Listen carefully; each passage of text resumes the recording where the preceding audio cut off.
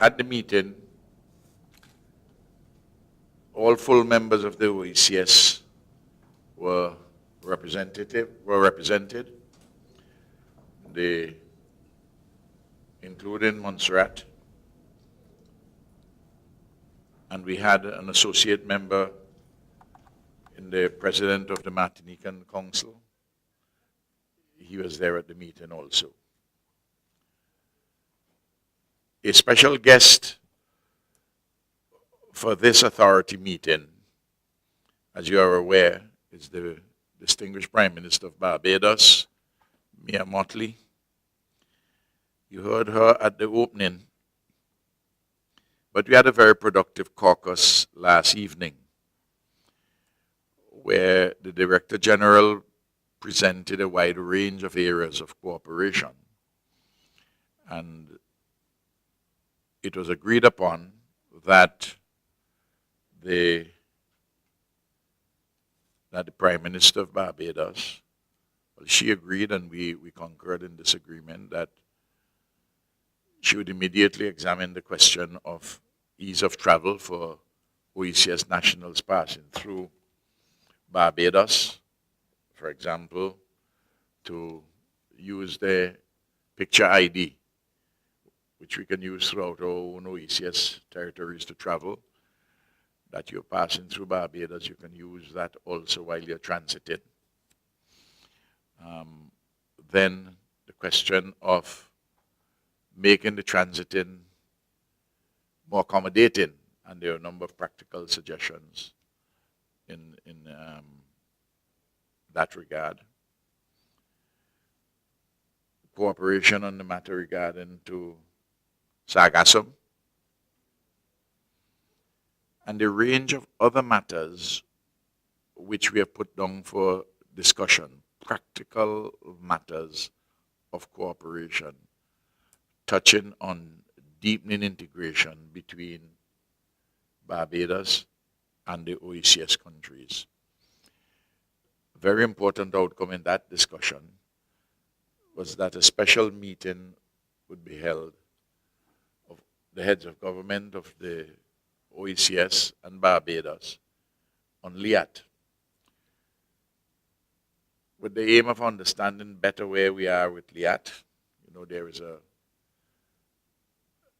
analysis which is ongoing. There are consultants on the project, and we'll have the consultants there, and Caribbean Development Bank, which is very much involved in this exercise, and the management of LIAT. And we are hoping that out of that discussion would emerge a new shareholders agreement, hopefully, with other members of the OECS, other than Antigua and Barbuda, Dominica, and St. Vincent and the Grenadines. Others can join with us and Barbados in a new shareholder agreement in strengthening the way forward for LIAT. So that's a very important conclusion which we also arrived at. The meeting itself, we had a very thorough work program, which included a caucus this morning and full plenary discussions this afternoon. In the caucus this morning, we addressed the matter of the appointment of an ambassador to Brussels. As you are aware, at the moment, the three saints plus Dominica are the countries which are represented through our Brussels mission. And there's the occasion for the appointment of someone, and we're nearing the end of that process. And then the government of Antigua and Barbuda has agreed to become part of that arrangement.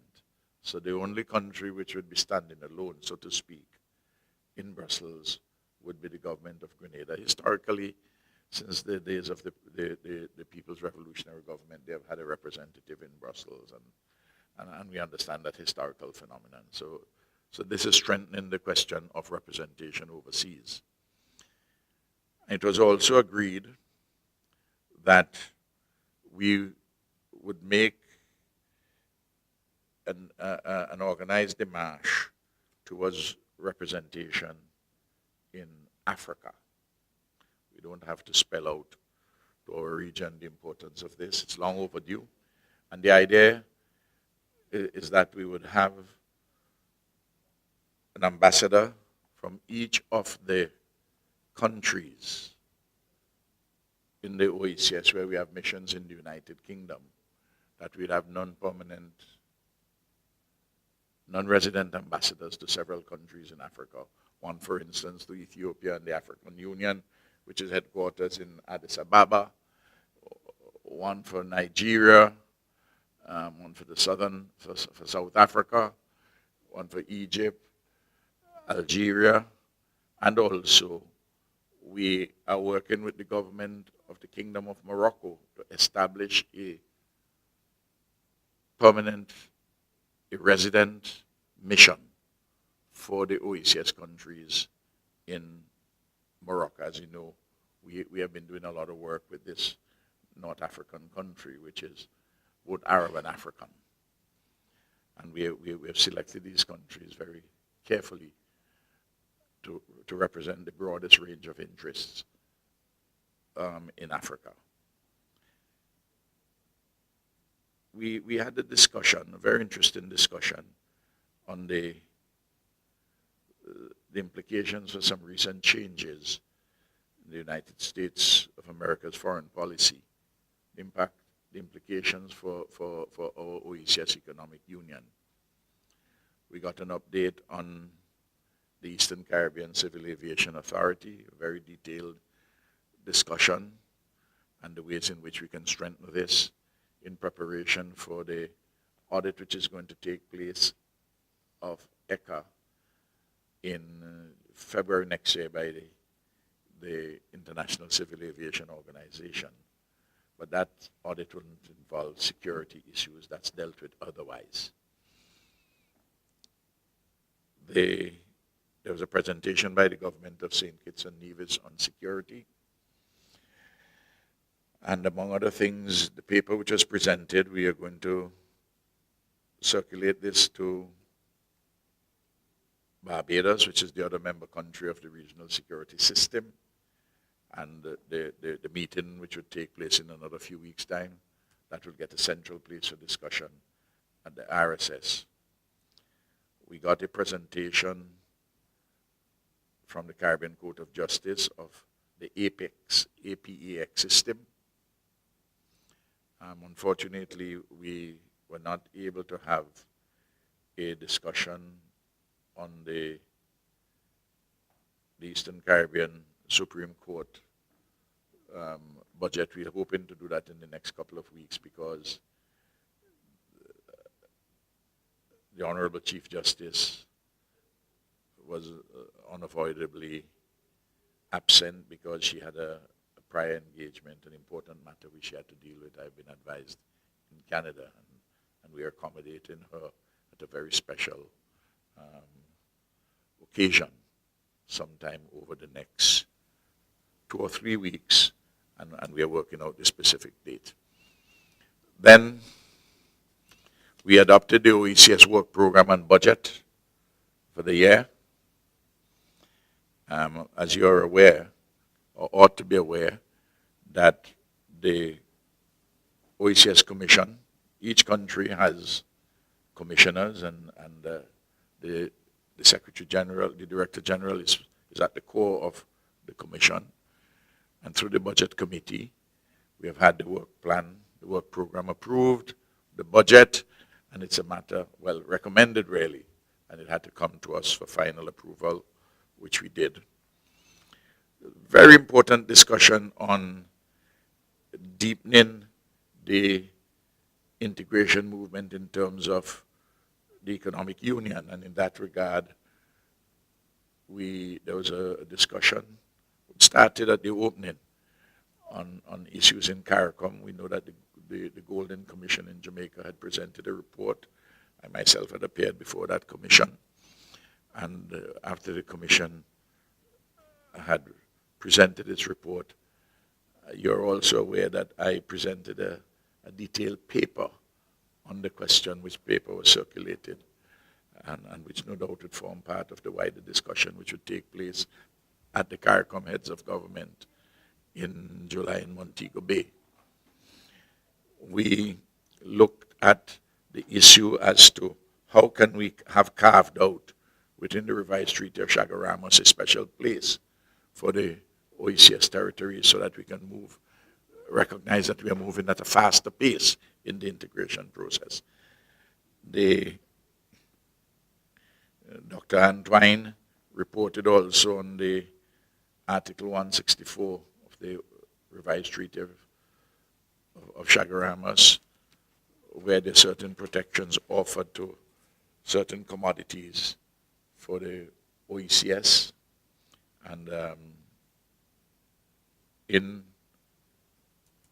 Guyana, at the Council for Trade and Economic Development, there was a decision for a continuation of the Article 164 protections for another 10 years, subject to the no objection from Haiti, which I don't see a problem with, and Montserrat. These are legal requisites. And we want to commend all those who have been involved in this particular exercise, because this is an important bread and butter question for our flour or beer or animal feed and a host of other commodities which we export. And then Commissioner Murdoch gave us a very good summary, and we took a lot of decisions in relation to the free circulation of goods within our economic union. Then the OECS had taken a decision for the re-establishment of a diplomatic mission in Canada, and we got an update on that as how we are proceeding. Similarly, for the regularization of the status of the Eastern Caribbean Liaison Service, which relates to the farm working program, and the government of St. Lucia is assisting very much in that regard, and I want to thank Alan. There was a report on the accession of St. Martin's to the OECS. You know, they had a terrible, we were having a discussion, it was on stream for associate membership, but then they have their hurricane and all the rest. So before we even finalize all that with them, we will accord them observer status. They can come, see how we are proceeding, and trying to strengthen our links with the non-independent countries, as indeed we have done with Martinique, and of course Anguilla and the British Virgin Islands. And in that light, we got an update too on the accession of Guadeloupe, and that is proceeding apace. The Chief Executive Officer of LIAT came and presented to us the Carib Sky Initiative, the coordination of routes between 3 airlines, LIAT, Winair, and Air Antilles. They have between them 25 aircraft. They visit 30-odd countries. And we're just trying to streamline our air transport system to make things better for all of us who are traveling. We know the difficulties in traveling in the region. Okay, well, thank you very much for coming by, and I hope we have helped to provide a little more information, and I'm sure the various countries will get more information from their governments as we go along. All the best. Thank you very much.